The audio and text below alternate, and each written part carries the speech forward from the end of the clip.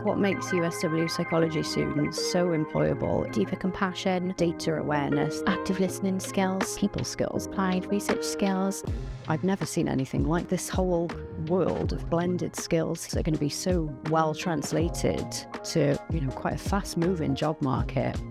Currently, I work as a therapeutic support worker for holistic coding. I lead on research projects and things like that. We support people who have strong attachment to their items, people that find themselves in cluttered environments.